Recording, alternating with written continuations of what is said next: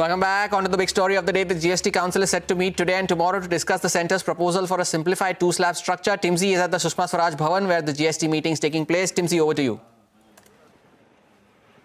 Well, yes, as you rightly mentioned, the high-powered GST Council meeting to discuss Union's proposal of shifting to a two-slab structure of 5% and 18% is underway.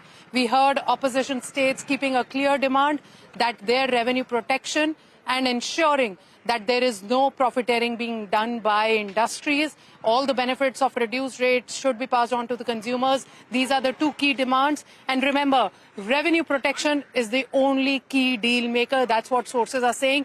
Centre proposal on the table, and what is going to make the deal, what is going to pave way for this two-rate structure to become a reality is going to be the promise to the states on revenue protection. We are understanding from sources that not only just opposition-ruled states, even some BJP-ruled states are likely to face huge revenue losses for which this revenue protection is required.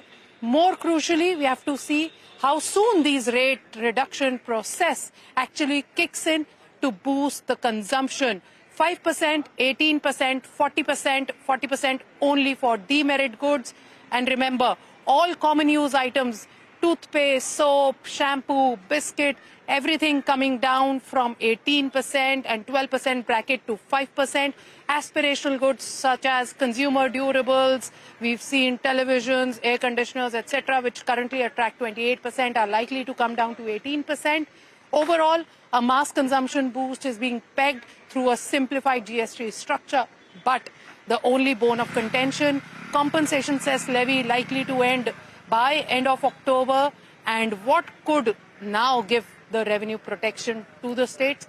Apart from that, another key proposal on the agenda, reduction of insurance premium of health and life insurance, including reinsurance, including the family floater programs, which likely is going to have about 9,900 crore rupees of annual revenue loss. So overall revenue loss position is what the states had asked Centre for.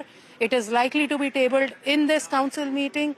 Also, states had demanded that there should be an additional levy. A carve-out needs to be made to ensure that there is an additional levy within the GST law, whether states agree to this or not, whether Centre agrees to this demand of the states or not. Everything in this power-packed GST Council meeting, which we are tracking. Okay, all right. Thank you so much, Timsy, for joining us with those details. The markets watching out for what's the outcome.